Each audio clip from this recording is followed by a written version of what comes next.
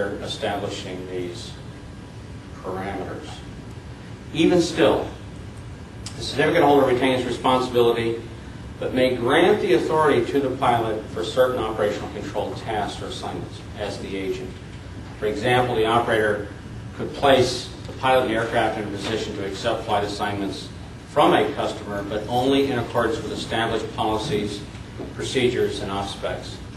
I believe this is, as I said, a significant area that is not being accomplished currently in the EMS world. Pilots may be authorized to accept or decline individual flight requests in accordance with established procedures. They may even defer to carrier management under certain requirements. I've mentioned this to a couple of EMS pilots, and I've actually talked to them about how they decide which flights they're going to take, which ones they're not going to take.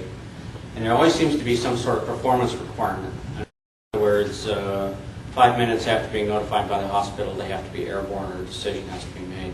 I understand this becomes extremely important when lives are at stake and people are trying to rescue people and whatever, but they pose significant safety issues or hazards than I think we originally had planned for this kind of operation. And the sense is, a flight takes place and management is not aware that it's taking place. Remember what Doug said?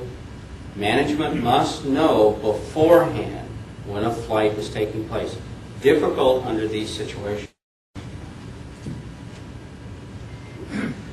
Another example is the offshore helicopters. Some of the groups that we've dealt with deal with this exclusively. There are virtually, I am told, hundreds of aircraft operating in the Gulf of Mexico, operating upwards, am I right? Didn't Homer say something like 70 to 80 flights a day?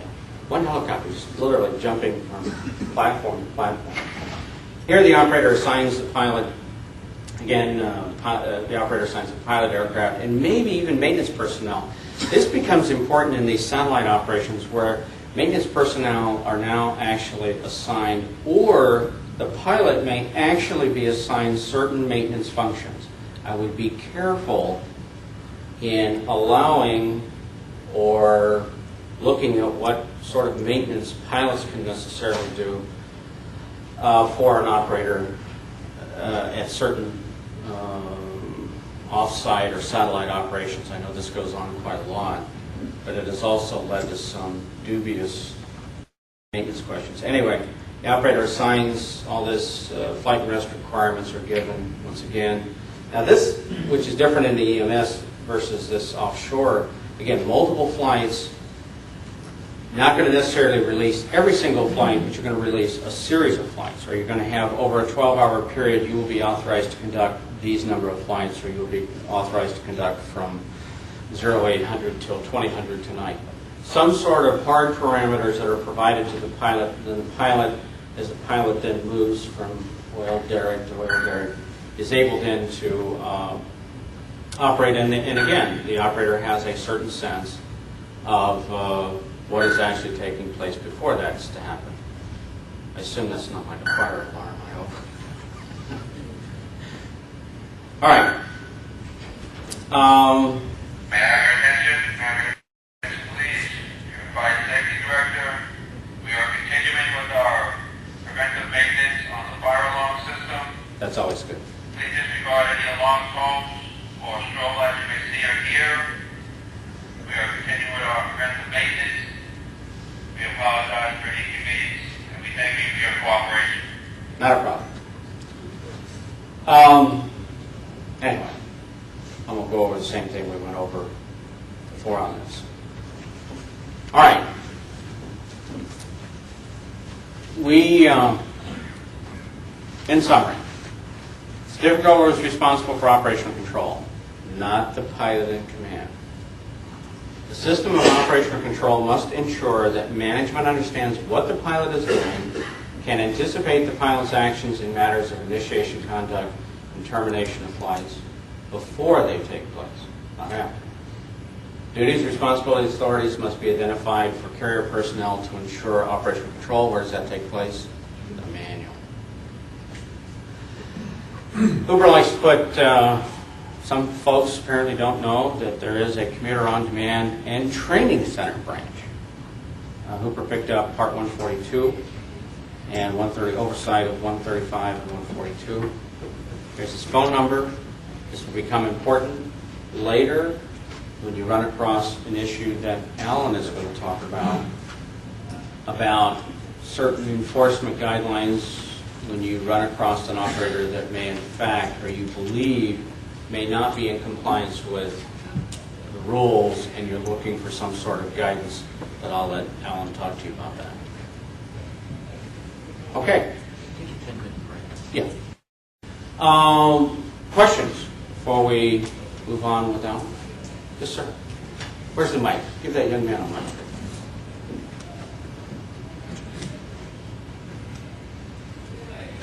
Hey, Ken, good morning. Good morning. If you could go back to slide 3, maybe, possible. Tell me when to stop. Which one? Slide number 3. Oh, 3. That's what you said. Okay. The 135.77, as you know, we see a lot of problems with, let's say, the ASPEC Alpha 008. Yes. Talks about operational control, says see manual so-and-so. Right. And the inspector looks in the manual, and sometimes they've simply repeated the general definition up there. Correct. As you know, a lot of times in the field, there's no expansion in the manual about some of these issues you're addressing. You brought up the flight locators as an element of operational control, where the operator has delegated certain functions, but not the responsibility for operational control. So they have listed these folks obviously in the manual too, which is still legal. True. To do. I mean, sometimes it's an issue. Some people say, no, you can't do that, but 121 does the same thing, where they're not going to list it on the manual, but they can delegate the functions of operational control. Certainly those folks can be, certain people can become the agents for these management individuals. That's correct. And then the other slide that talked about after departure, the crew assumes duties of operational control. Mm-hmm. Then where would that place the flight locator?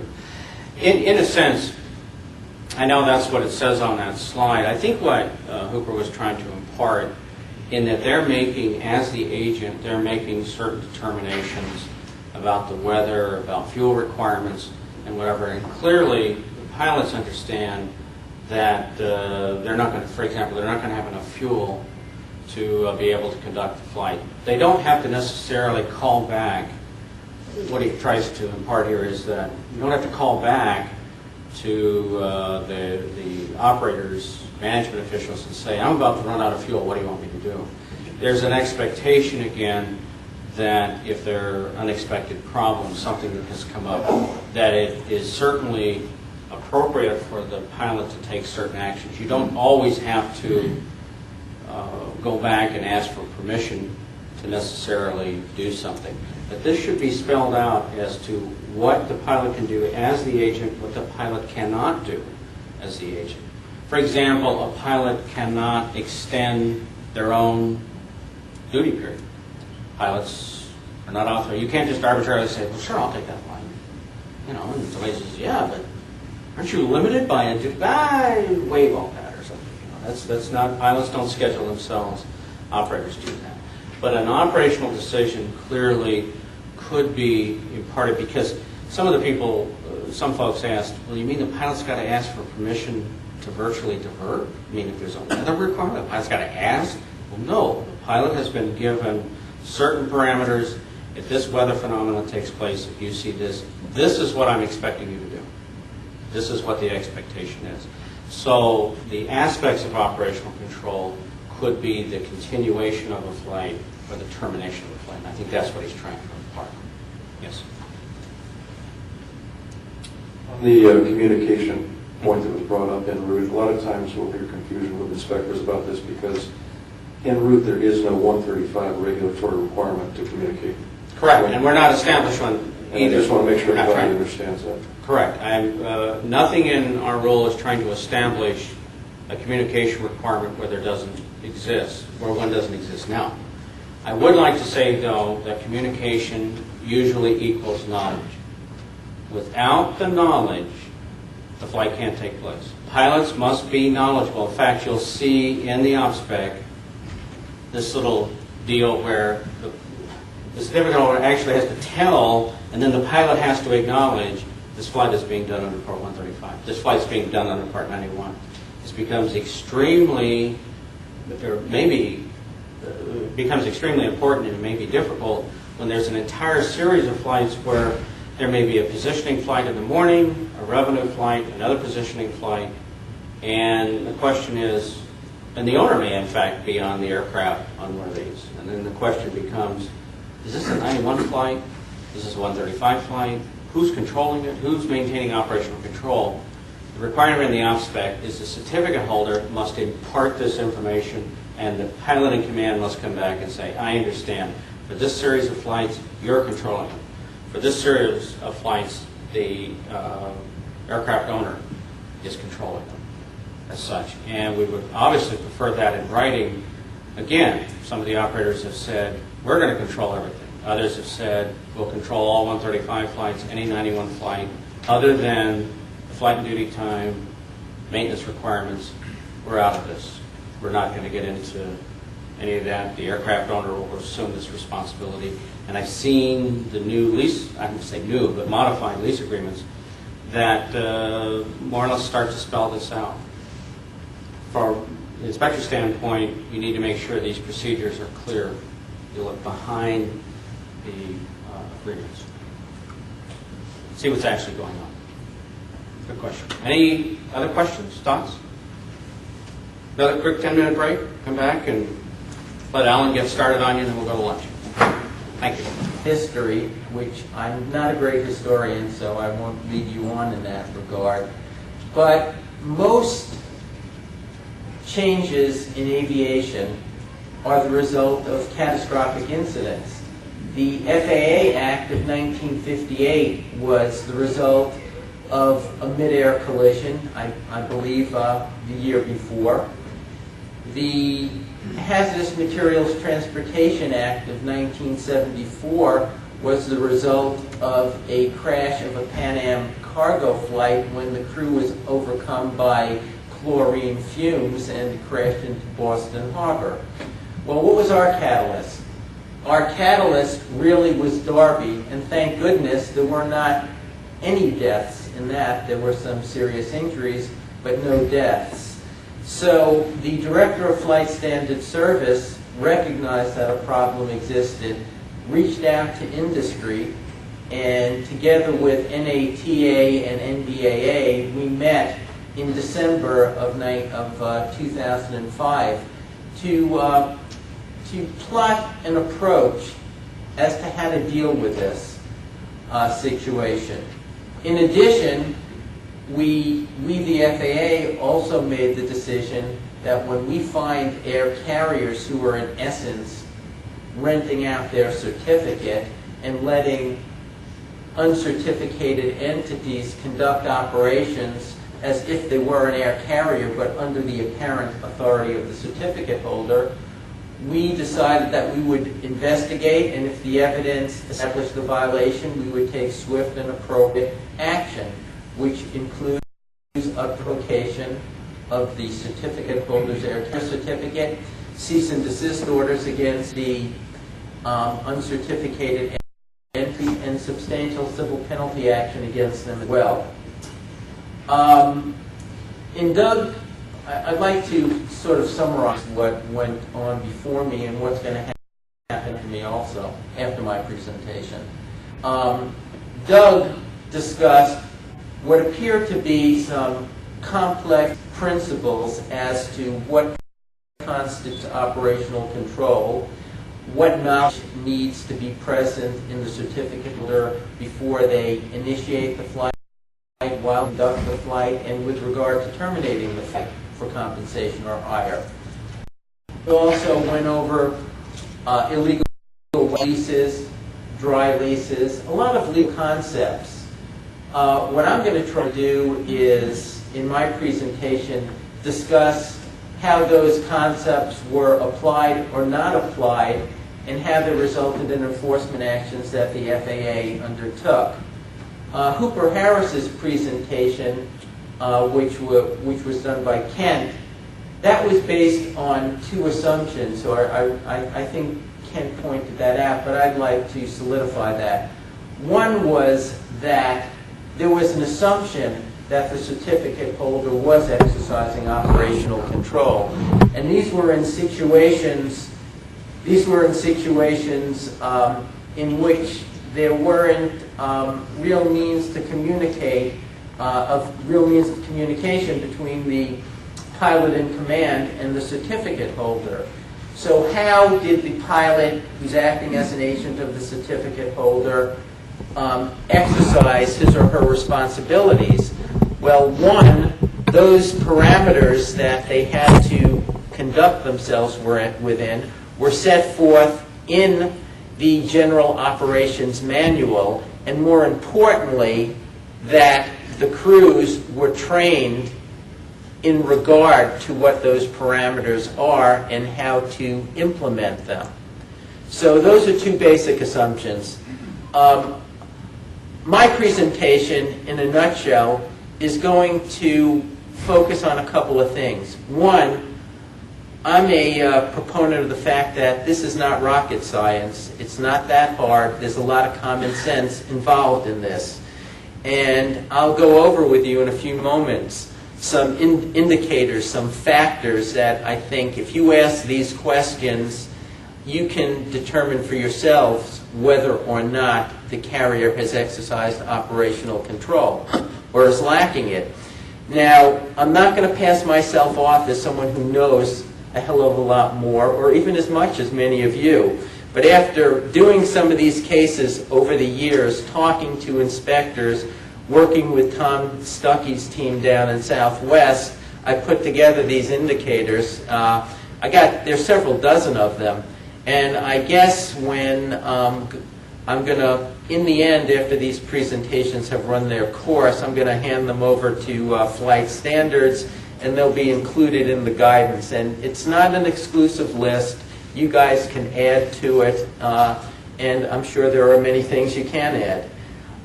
In addition, I'm talking about common sense. Now, when you grow up, your parents tell you you don't get something for nothing. I dare say that if an air carrier is nothing than a carrier on paper, that is, they don't have pilots, they don't have maintenance, gee, all they do is collect several $1,000s for each aircraft placed on their op specs, and the owner really has responsibility and is exercising operational control, you know, that should be a red flag to you. You don't, you know, you got 20 aircraft on your op spec and you're doing nothing, 20 times $2,000 to $5,000, $40,000 to $100,000 a month for doing nothing. That's too good to be true. So you as inspectors, you know, that should raise a red flag to you. Now, the exercise of operational control. The definition is simple: authority over the initiating, conduct, or terminating of the flight. And we put some knowledge, decision-making, and accountability requirements in there. So I think you need to ask the question whether the certificate holder has the necessary knowledge to make safety-critical decisions during the initiation, conduct, and termination of a flight, and to be held accountable for those decisions or failure to make those decisions. That, in essence, is what we're looking at for operational control. Now, certificate holders exercise operational control by making those decisions and performing those actions that are necessary to operate the flight safely and in accordance with regulatory requirements. Now, I was alluding to those factors, and maybe that I came up with, and I dare say if you took a piece of paper like this, folded it in half, on one side you put certificate holder, the other side owner, lessor, And if you rattle off and you provide the answers to these questions and you put them in each column, you pretty much see who's exercising operational control. Let me give you some examples. Who owns the aircraft, or whether the aircraft is leased to the air carrier? Who pays for the aircraft expenses such as fuel, oil, maintenance, landing fees, tie-down fees? Who solicits the business? Who advertises, holds out as providing air transportation? Who accepts charter flights from the public? Who's responsible for the maintenance? Whether the aircraft is maintained under the carrier's maintenance program. Whether an obligation is placed on the carrier by lease or any other arrangement or mechanism to use the aircraft owner's pilots. Who has authority to hire or fire the flight crew? Who provides or pays for the insurance for the aircraft and persons and cargo on the aircraft? Who schedules the aircraft and designates the crew for each flight? Who pays the flight crew? Who ensures that the crews comply with flight and duty requirements and make those decisions prior to departure? Who ensures that only trained and qualified crews are assigned to conduct flights? Whether the crews are trained under the carrier's flight training program? Whether the carrier provides flight checks to the crews? Who reviews weather and NOTAMs prior to departure? Who performs flight planning? Who initiates each flight or series of flights? Whether the carrier ensures that only those operations authorized by its op specs are in fact conducted? Who specifies the conditions under which a flight may be dispatched? For example, weather minimums, flight planning, airworthiness of aircraft, aircraft loading and fuel requirements. Prior to departure, who ensures the flights comply with the conditions specified in the release? And when the conditions specified in the release cannot be met, who ensures that the flight is canceled, delayed, rerouted, or diverted? Who monitors the progress of each flight and initiates timely actions when the flight cannot be completed as planned, including diverting or terminating the flight? Who do the passengers pay for the flight? Who provides the tickets and itineraries to the passengers? Whether the carrier's name is on the tickets or itineraries? Who collects the fares for the flight? Or does the carrier receive a flat monthly rate, notwithstanding how many flights are conducted using that aircraft? Whether the carrier's logo is on the aircraft?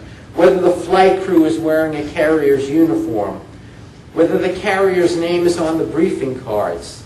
Who's identified as the charter operator under the certificate of insurance? And whether the carrier is indemnified by the owner lessor for the safety of the Part 135 flight. In other words, whether accountability for the flight has been shifted from the carrier to the aircraft owner lessor. Now, those are some of the factors that I came up with. But if you answer those questions, I don't think there should be any question in your mind where operational control lies. Now, there may be one or two even that lie, that if only one lies on the side of the aircraft owner, you still have to examine that to see whether that is outweighed by all the other factors. Now,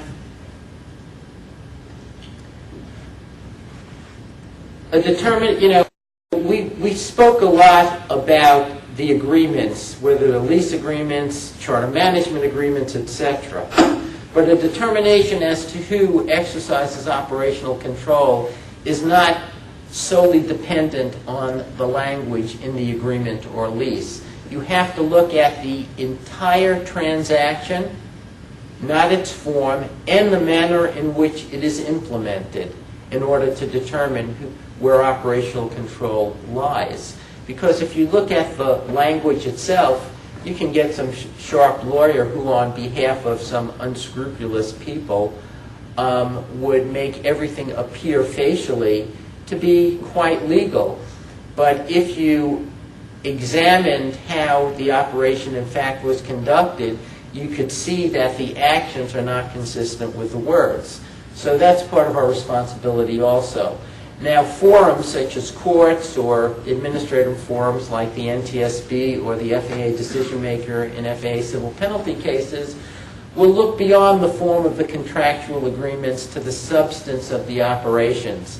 And if, in fact, the operational control is not exercised by the certificate holder, the courts will take appropriate actions against the parties who commit the violations.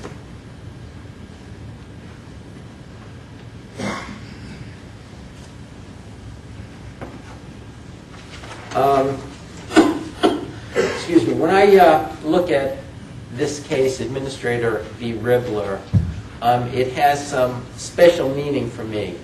I've been with FAA quite a long time. I wasn't here when that case took place, but my first experience with regard to enforcement was I was part of the special investigative team that went down to southern Florida in the mid-1970s, mid to latter part of the 1970s. And we were looking at operational control, illegal air carrier operations.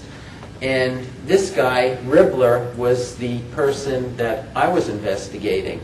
He was a great pilot. He was an interesting guy and actually real charming. But he was a rogue, and he would chew off as much as he could chew off with hopefully not getting caught. But this case also is a great way to tell you that operational control has operational control problems have existed for decades. What has changed is the types of problems. I think operational control problems have evolved because, as you'll see in this case, in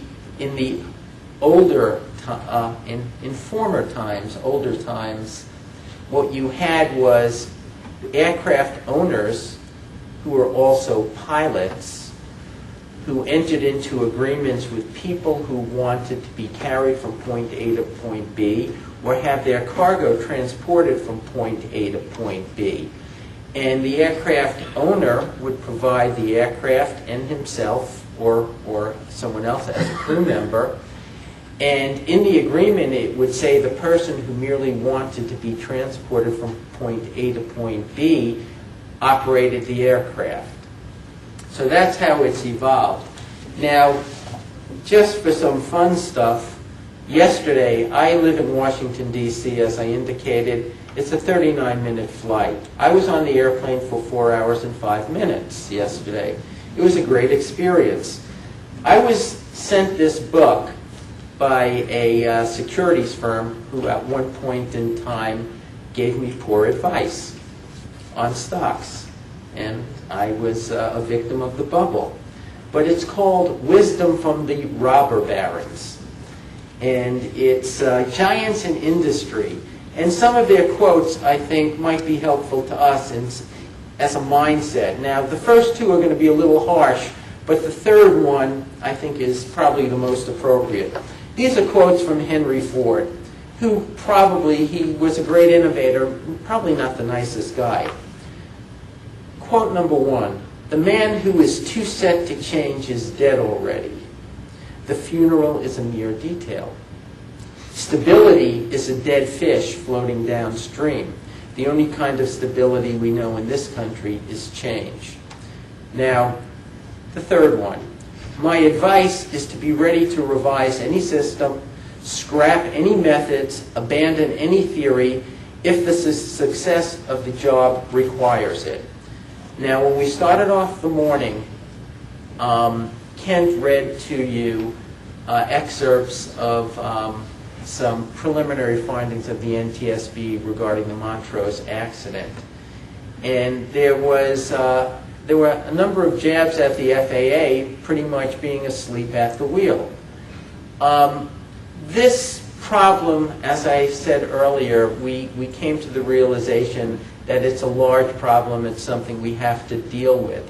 And in dealing with it, we have to change our mindsets and we have to change the way we do business and not take an operator at his or her word that things are in accordance with regulatory requirements.